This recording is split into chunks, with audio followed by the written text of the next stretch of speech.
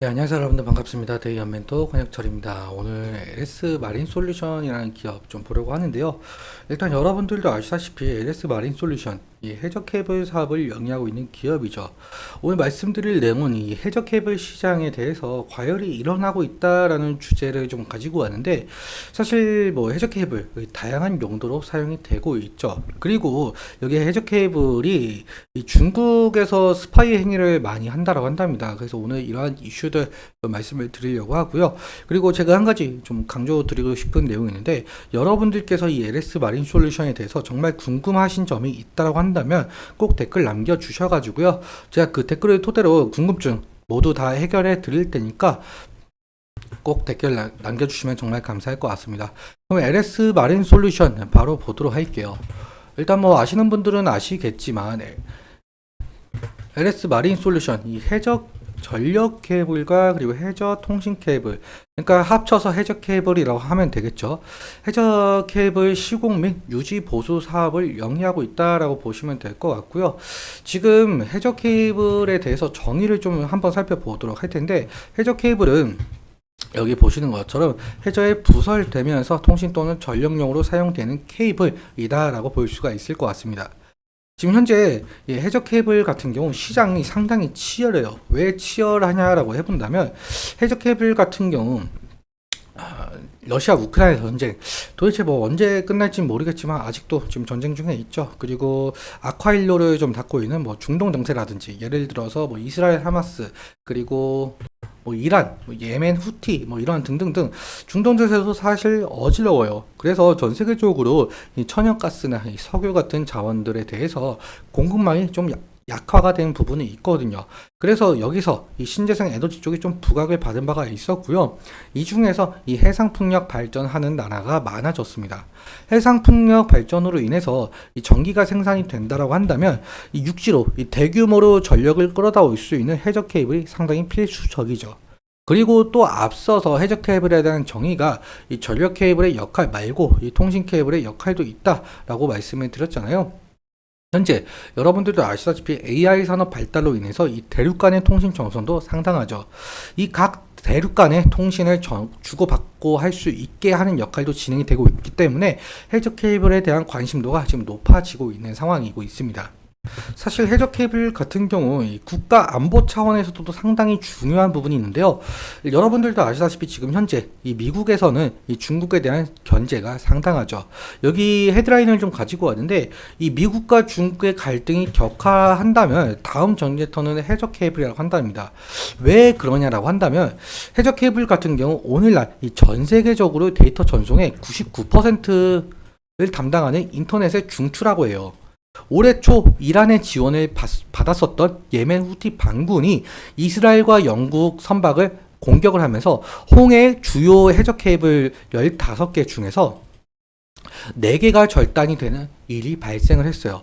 이에 따라서 해저 케이블에 대한 일반 사람들도 관심도가 높아졌고, 실제로 지금 현재 중국에서는 이 해저 케이블을 좀 수리하는 척 하면서 이 데이터를 좀 도청을 하거나 손상시키면서 스파이 행위를 한다고 한답니다.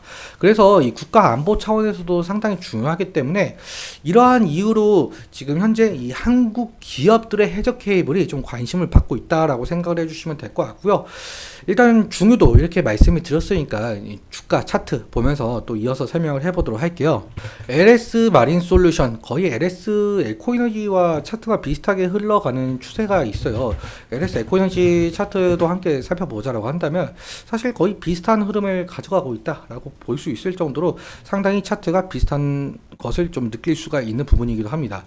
일단 오늘 같은 경우 이렇게 0.24%로 장 마감한 것을 볼 수가 있겠는데, 일단 지지 라인이 도대체 어디일 것인가, 지금 10일 이평선을 좀 이탈을 하게 되면서 여러분들이 이 부분에 대해서 좀 걱정이 많으실 것 같은데, 지지 라인 같은 경우 이 부분을 좀 생각을 할 수가 있을 것 같습니다. 어제도 이 부분에서 좀 지지가 일어났던 모습을 보여주고 있고요. 그리고 오늘도 이 부분에서 좀 지지가 일어나면서 아래 꼬리가 달린 모습을 좀 보실 수가 있겠습니다. 만약에 이 지지라인이 이탈 시에는 다음으로 우리가 생각을 해볼 수가 있는 지지라인 같은 경우 이 부분이 되게 가능성이 상당히 높을 것 같은데, 그러니까 만약에 이 부분까지 이탈을 하게 된다고 한다면 이 다음으로는 이 부분까지는 생각을 할 수가 있을 것 같아요. 그런데 사실 이 부분까지는 이격도가 상당하다 보니까 리스크적인 관리는 필요할 수 있을 것으로 보이고 있고요. 그리고 사실 7월 11일 LS 마린 솔루션이 신고가를 찍은 전적이 있었었죠. 그렇다 보니까 신고가 부근에서는 사실 이 매수의 심리보단 매도의 심리가 더 강할 가능성이 상당히 높거든요. 사람의 심리상 어쩔 수가 없는 것 같아요. 높은 가격에 사는 심리보다 높은 가격까지 왔으니까 이제 팔아야지 라는 심리가 더욱더 강할 수밖에 없기 때문에 이러한 점에 있어서 상승시마다 차익 실현 매물이나 원금 보존 매물, 그러니까 저항이 상당히 강할 가능성이 있다라고 생각을 해주시면 될 것 같아요. 일단 우리가 첫 번째로 보아야 할 저항대 라인 같은 경우 이 부분이 될 가능성이 높을 것 같은데요.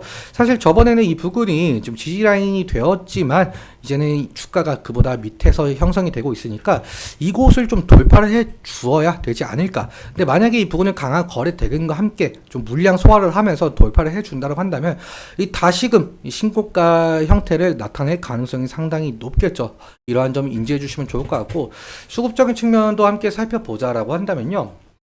어제 같은 경우 LS 마린 솔루션 개인이 만주 정도 매도가 나온 것을 확인할 수가 있겠고, 그리고 외국인 같은 경우는 7만 7천 주 매수가 되었죠. 기관 같은 경우는 13만 주가 매도가 되었는데, 사실 어제 하락 같은 경우 기관이 조금 견인을 했다라고 볼 수가 있을 것 같아요.